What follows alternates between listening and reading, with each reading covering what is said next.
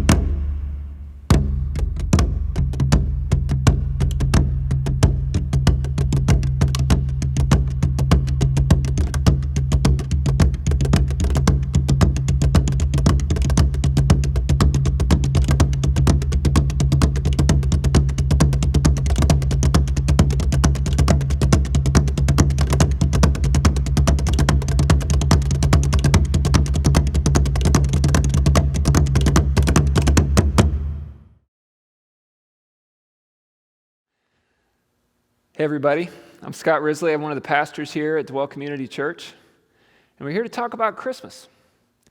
Christmas 2020. We finally made it. It's been quite a year, not the year any of us expected would happen. But you know what? I love Christmas. I've always loved Christmas, even before I had a family. Now that I have a wife and kids, two kids, one wife, of course. I love Christmas even more. And one of the things we've developed over the years is traditions that revolve around the holiday season. And one of those traditions is the very beginning of the Christmas season, and that would be the Saturday after Thanksgiving. And every year on the Saturday after Thanksgiving, we gather together with friends and family to watch Ohio State beat Michigan in football. And we record this before the OSU-Michigan game, so I hope that tradition continues this year, though delayed by a couple of weeks. And then we go back and we set up our Christmas tree. And, we put on Christmas music. Christmas music is forbidden in our house outside of Christmas season. But during Christmas season, it's basically fair game within reason. And we put up the Christmas tree. Here's a shot of the kids when they were younger, hanging ornaments on the tree. Each year they would hang ornaments on the tree. We just let them do it. And so the bottom couple feet of the tree would be ornaments, and the top several feet would be nothing. And you can see the age of the kids by how high the ornaments get on the tree. We also set up our Christmas village, which at this point has grown into more of a Christmas metropolis, with the addition of a house or two here or there each year. But then on Christmas Eve, another great family tradition is there's actually several events. Christmas Eve is set aside for just me and the kids. We've got extended family at other times. But on Christmas Eve, we start out with a very fabulous Christmas dinner. And on this Christmas dinner, anyone is allowed to have anything they want for dinner. There are zero constraints at all on the Christmas dinner. And so you can see a typical Christmas dinner here. We've got a perfectly cooked medium rare steak, asparagus, freshly baked bread, and of course, large family-sized boxes of sugar cereal. IBC root beer I can see there on the table. It's quite the evening. We also make a Christmas gingerbread house. Here's one of them we made a number of years ago. We often will then exchange gifts with just the immediate family gifts to kind of get outside of the craziness of the next morning. And also, what else do? We watch a Christmas movie. We watch usually Elf or something like that. So we've got these traditions that we look forward to. But, one of the things that we do also that I have really fond memories of is opening up the Bible and reading the Christmas story. And, of course, when the kids were little, we, and even pretty much today, we're reading out of kids' Bibles. And one of the things I was really struck by, we had a number of kids' Bibles over the years, is how profoundly they were able to communicate the Christmas story.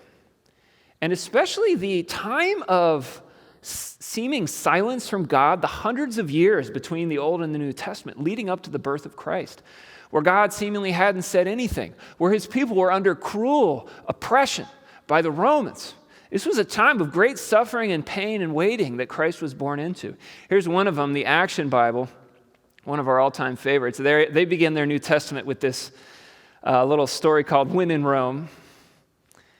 You can see the narrator panel. The mighty Roman Empire rules Palestine, the home of God's people, the Jews. The Romans have appointed Herod to govern Palestine for them. Herod is clever, but he's also cruel.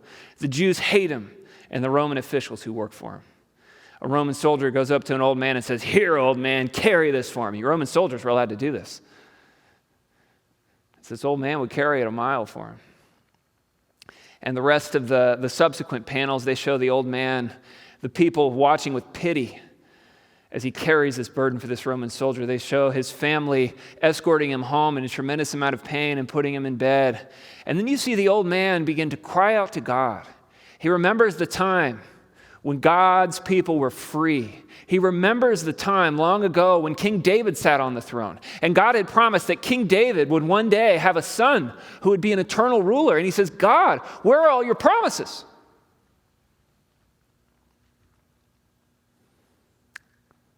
Another of our favorites was called the Big Picture Story Bible. And their New Testament begins with a story called Many Silent Years, and that's an understatement. It says, years passed without a single word from God. You ever felt like that? You ever felt like you're in a time when years passed without a single word from God? It says the years turned into many years, and many years turned into hundreds of years, and the great promises of God seemed to fade away. Israel became less important in the world. Other nations became great, strong nations. Powerful nations whose kings ruled over God's people. And one such king, it goes on to say, was named Caesar Augustus. And it's got Caesar and all of his pomp and his greatness. And he says, I'm going to number my people. I'm going to show the world how great I am. Caesar, the king of the world. Or so he thought. But then it says, there's something Caesar didn't know. What he did not know was that God, the world's true ruler, the king of the universe, was getting ready to show everyone how great he was. God was going to end his many years of silence. God was going to keep his promise of a forever king. Yes, God had promised long ago that a king would sit on the throne forever. A son of David. He would rule eternally. This was the Messiah. This was the anointed one. This was the promised one. And here we have a typical scene in ancient Israel. And what nobody knew is an angel was there telling a young girl named Mary that she was going to have a miraculous son and he would be the Messiah. And it finishes by saying, and you know how God was going to do this? Not like Caesar, not proudly by counting all of his people, but humbly by becoming one of his people. In the power of his Spirit, God would bring his forever king into the world as a baby. Yes, Jesus, though being in very nature God, did not consider equality with God a thing to be grasped, but emptied himself, taking the form of a bondservant and being made in the likeness of man. This is when that happened. And being found in appearance as a man, he continued. He was obedient to the point of death, even death on a cross. But you know what it says? It was for this reason also that God highly exalted him and bestowed on him the name that is above every name. This is the message of Jesus. Last shall be first. You want to be the greatest, you become the servant of all. The low, you go low, and that's the exaltation happens after that. Humble yourself so God can exalt you. Jesus exemplified this. He gave us the model in his incarnation.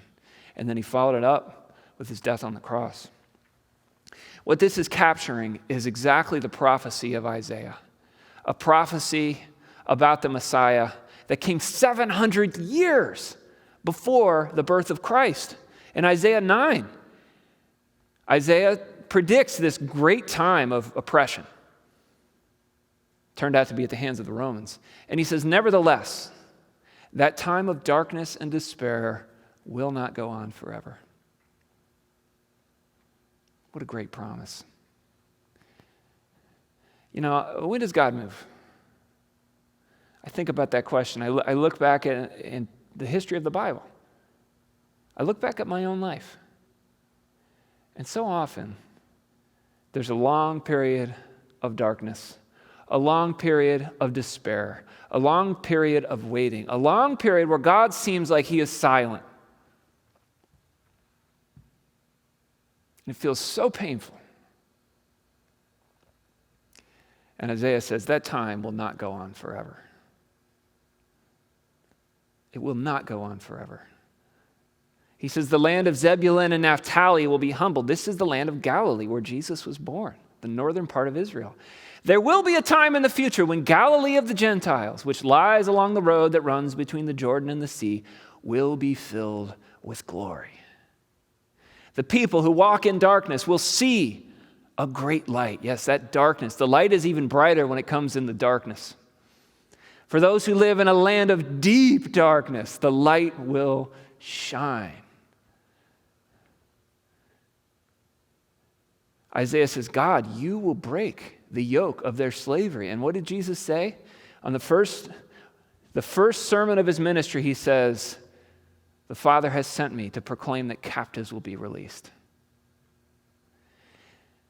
Isaiah says, you will lift the heavy burden from their shoulders. And what did Jesus promise? He said, come to me all who are weary and heavy laden, and I will give you rest.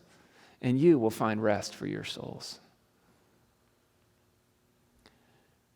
And the reason the darkness will be lifted is because a child is born to us. A son is given to us. That will be the solution. This is the promised one, the Son of David, the eternal Messiah. It says the government will rest upon his shoulders. No more corrupt world governments run by mere humans. He will carry the government of the world, and he will set things right.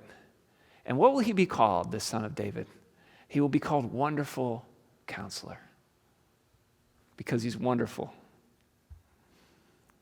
Because he does wonderful things, because he'll do signs and wonders. And he's the counselor, because he's right there beside of his people, giving them direction, helping them through. He'll be called Mighty God. It's a Son of David, and yet he's God. No one knew that God would put on human flesh. He's the mighty one. No one is more mighty than he. He's omnipotent. The mightiest being becomes the Son. He's God. He's the everlasting Father, because he will last forever. He is the Alpha and the Omega, the beginning and the end. And he is the Father. Not just God, but also the Father. The Father that you always knew you should have had. The Father that every father on earth is a pale, dim comparison. Some of us are celebrating Christmas without a father for the first time this year. Know that there's an eternal Father who extends his grace to you. And finally, the Prince of Peace. He is the Prince, he is the ruler, and he will bring peace, a peace that humans could never bring. His government and its peace will never end. He's eternal. He will rule with fairness and justice from the throne of his ancestor David for all eternity. Finally, a ruler that's perfectly fair and just. And God says, in case you're wondering how certain this is, the passionate commitment of the Lord of heaven's armies will make this happen. Couldn't get any more certain.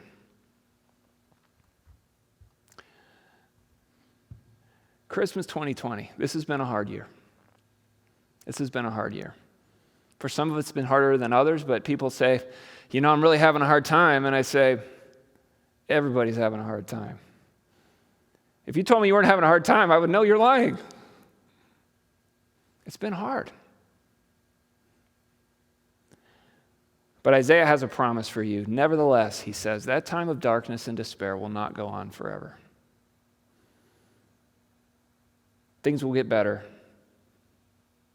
Almost certainly in this life. But we know for certain this life is so short. Heaven will be here soon. And then we do know what will go on forever, and that's eternal joy, eternal happiness in the presence of God. Laughter and the great reunion in perfect relationships, because a child has been born to us, Isaiah says. That is the reason for our hope in the darkness and the despair, and that is the light that shines in the darkness. The Christ child has been born. The unthinkable has happened, that God has put on human flesh, and he came to die for your sins. He offers you a free gift because of his death and resurrection on the cross. That gift is there. It's wrapped. He's handing it to you. But just because someone gives you a gift doesn't mean you receive it. You must receive that gift. Don't let it just sit there under the tree. Receive it, open it, and accept it as your own. A free gift from God the Son.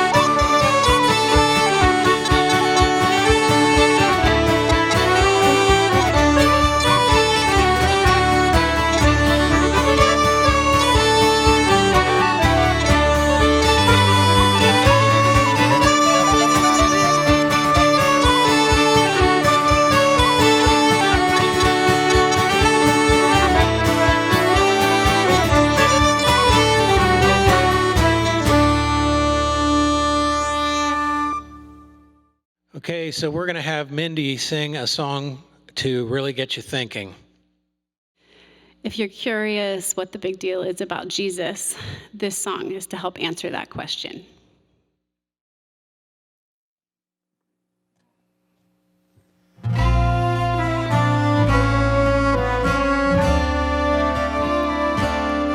What child is this who's laid to rest on Mary's lap is sleeping, whom angels greet with anthems sweet, while shepherds watch are keeping?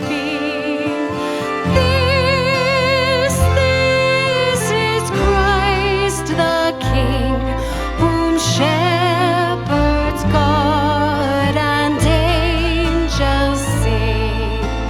Haste, haste to bring him, Lord, the babe, the Son of Mary.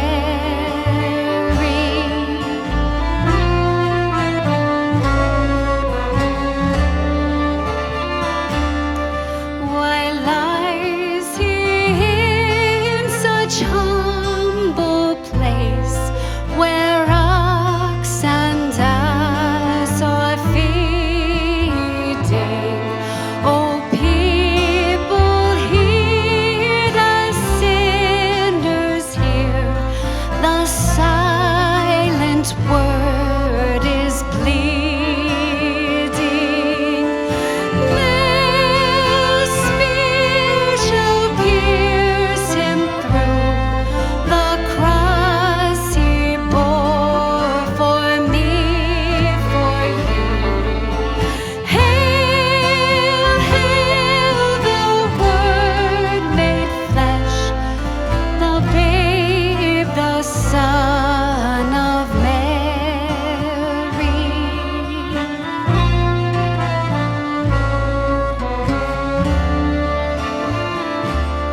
So bring him incense, gold, and myrrh. Come, peasant, king, to own him.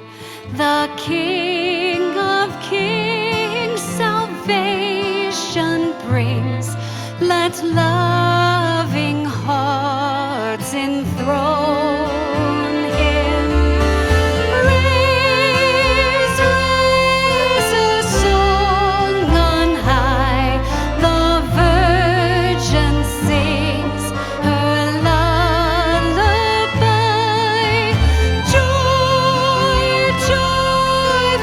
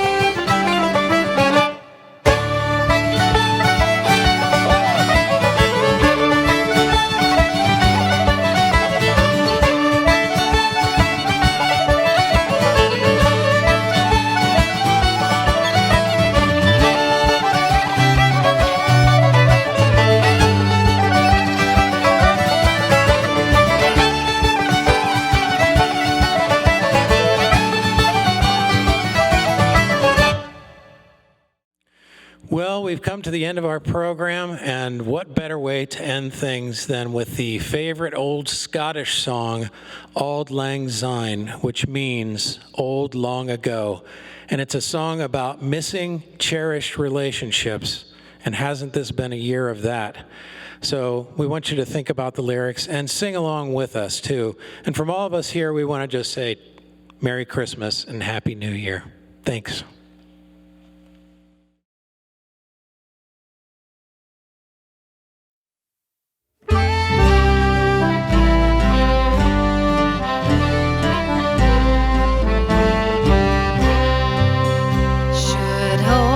Acquaintance be forgot and never brought to mind.